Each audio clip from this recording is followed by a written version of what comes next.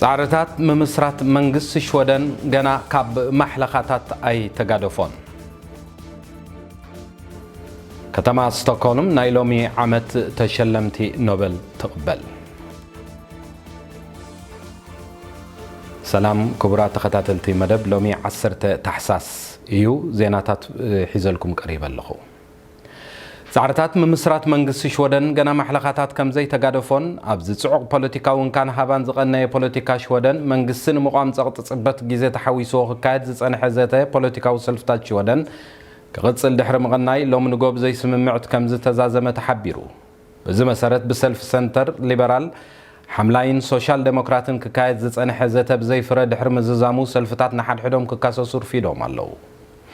እቲ ዝተፈላለየ ሰልፍታት ብምትሕብባር ሓድሽ መንግስቲ ከቕውም ትጽቢት ዝተገብረሉ መራሕ መንግስቲ ስቴፋን ሎቨን ዝተመርሐ ዘተ ኣበይ በፂሑ ከም ዘሎ ጸብጻቡን ኣፈኛ ባይቶ ሽወደን ሎም ድሕሪ ቀትሪ ኣቕሪቡሎ ሓንቲ ካብቶም ተዛተይቲ ሰልፍታት መራሒት ሰልፍ ሰንተር ኣኒሎቭ ሎሚ ብዝገበረቶ ጋዜጣዊ ዋዕላ ንሳን ሰልፋን ካብቲ ዘተ ስሒቦም ከም ዘለዉ ከም ዝሓበረት ክፍለጥ ተኻኢሉ ኣፈኛ ባይቶ ሽወደን ኣንድሪያስ ኖርለን ድሕርቲ ኣብ ምስ ስቴፋን ሎቨን ዝገበሮ ርክብ እቲ ዘተ ንኽቕጽል ካልኦት ኣማራጽታት ንምርኣይ ንሰልፍታት ተወሳኺ መሕሰቢ ግዜ ፈቒዱ ከም ዘሎ ኣመልኪቱ ኣብ ሰዓታት ድሕሪ ምሳሕ ጋዜጣዊ ዋዕላ ዝጸውዐ ስቴፋን ሎቨን ንውሳነ ምስሓብ ሰልፊ ሰንተር ከም ዘኽብሮን ይኹን እምበር እቲ መስርሕ ዘተ ንምቋም መንግስቲ ብኻልእ ኣማራጽታት ክቕጽል ምዃኑ ኣፍሊጡ ኣብ ማልመ ብዝተተኮሰ ነታጉ ኣብ ልዕሊ ሰብ ጉድኣት ኣውሪዱ ኣሎ ኣብ ከተማ ማልበ ዘጋጠመ ክልተ ሓደጋታት ነታጉ ሓደ 18 ዓመት ዝዕድሚኡ መንእሰይ ጉድኣት በፂሕዎ ብሆስፒታል ተዓቂቡ ከም ዝርከብ ምንጭታት ፖሊስ ሓቢሮም ፖሊስ ጸኒሑ ኣብ ዝሃቦ ሓበሬታ ትግዳይ ተኻፋልቲ ፍጻመ ከም ዝኾነ ኣብቲ ተኸፊቱ ዘሎ ምርመራ ጡርጡር ምዃኑ ሓቢሮም እቲ ሓደጋ ነታጉ ኣብ 20 ደቓይቕ ፍልልይ ኣብ ዘለዎ ግዜ ኣብ ማእከል መንበረ ኣባይቲ ክልተ ቦታታት ከተማ ማልመ ከም ዘጋጠመ ዝሓበረ ፖሊስ ማልመ ንምንታይን ብመንን ከም ዝተገብረ ኣብ ምጽራይ ከም ዝርከብ ኣመልኪቱ መሰረት ሰበስልጣን መምሕዳር ፖሊስ ስኮነ እቲ ሓደጋ ዘጋጠመሉ ኣድራሻታት ብሃገራዊ ኣሃዱ ምክልኻል ቦምብ ተፍቲሽ ከም ዝተኻየደን ኣብቲ ከባቢ ንዝተፈጥረ ናይ ነበርቲ ሻቕሎት ንምትህድዳእ ይስራሕ ከም ዘሎን ኣባል ፖሊስ ኣና ዮራንሶን ሓቢራ እቲ ሓደጋ ከም ዕንወት ንብረት ሕብረተሰብ ተባሂሉ ገበናዊ መዝገብ ምርመራ ከም ዝተኸፈተሉን ንነበርቲ እቲ ከባቢ ብምውካስ ፖሊስ ሓበሬታ ይእክብ ምህላው ኣፍሊጡ ስቶክሆልም ሎሚ መዓልቲ ሽልማት ኖቤል ትጽምብል ከም ዘላ ክፍለጥ ተኻኢሉ ትዕለተ ሕልፈት መስራቲኡ ኣልፍሬድ ኖቤል ንምዝካር ዓመት መጽ ኣብ 10 ታሕሳስ ዝካየድ ብመዓልቲ ኖቤል ዝፍለጥ ኣብ ዓለምና ብዝተፈላለየ ዓውድታት ተዋፊሮም ብሉጽ ሳይንሳዊ ፈጠራን ምርምርን ንዝገበሩ ሽልማት ኖቤል ዕድል ንጽምብል ከም ወትሩ ሎሚ ዓመት እውን ሎሚ ሶኒ 10 ታሕሳስ ኣብዚ ሰዓት እዚ ይካየድ ኣሎ እቲ ጽምብል ብዓውዲ ሳይንስ ዝተሓርዩ ፍሉጣት ተመራመርትን ዝሽለሙሉ ኣብ ርእሲ ምዃኑ ብቕንያት ንከተማ ስቶክሆልም ብኽብ ዝበለ ማዕረግን ድምቀትን ዝተሰነየ ድግስ ሒዙላ ክመጽእ ዝጸንሐን ዘሎን ካብ 1901 ዓመተ ምህረት ጀሚሩ ክካየድ ዝጸንሐ ምዃኑ ይፍለጥ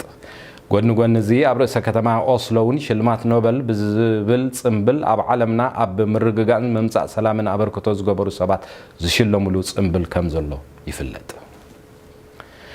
ኣብ ልዕሊ ትንባኾን ምትካኽ ሽጋራን ሽወደን ሕግታት ይተርር ኣሎ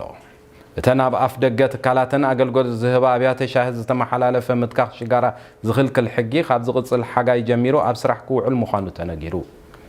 መንግስቲ ሽወደን ነቲ ኣብ ዓውደ ንግድን ትንባኾን ሽጋራን ዝተገብረ ሓድሽ ሕግን ድንጋገን ውሳነታት ዘለዎ ደገፍ ገሊጹ ኣሎ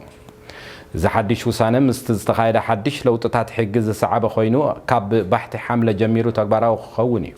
ኮሚቴ ማሕበራዊ ጉዳያት ነቲ እማመ ብሓፈሻ ንምቕባል ባይቶ ንቐጻሊ እማመ መንግስቲ ምስ ናይ ገለ ለውጥታቱ ክቕበሎ ሓሳብ ኣቕሪቡ ኣሎ ብዘይካዚ መንግስቲ ብሰንኪ ትንባኾን ሽጋራን ክመፁ ዝኽእሉ ስእነት ጥዕና ዜጋታት ንምጉዳል ብርክት ዝበሉ እማመታት ኣቕሪቡ ኣሎ ገለ ካብዚኣቶም ኣብ ወሃባ ፍቓድ ንግዲ መሸጣ ትንባኾን ሽጋራን ምኽልካልን ምትካኽን ሽጋራ ኣብ ቁሉዕ መዘናግዒ ቦታታት ዝኣመሰሉ ይርከብዎም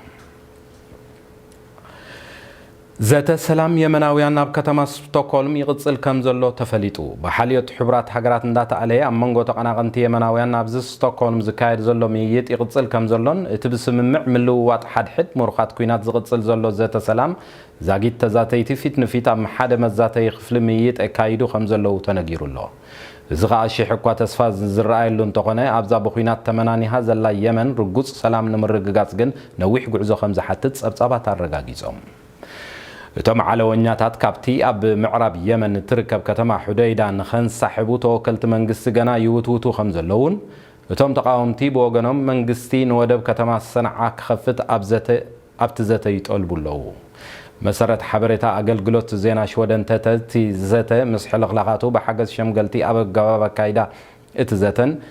قداينا يكندي متن هوت مليونات يمناويان زخنت كتما حديدا تممع كبت صح تثبيتي جبر مزفلت نتي أب عالمنا زخفة مخانو زتنقرلو سباو قلولاو زسعب دماو خوينات يمن دون مبالا منغو منقست يمن انتقامتو وجل حوتي زكايد زولو زيت سلام ستوكولم دحر غلت عمت نايفة لما مخانو ينقر اتم منغو يمناويان زكايد زولو دماو وق زتفلالو يربحا زلوهم حقرات إيدوم زأتولو كبيت سباو قلولاو أب عالمنا زخت لمخانو يفلت زي خبركم تغداتلتي مدب زيناتاتكم كتكاتاتلو صنيحكم نخونتات كراماتن اير شودنن دايكم زمسل كتكاتاتلو مس كونتات اير كغدفكم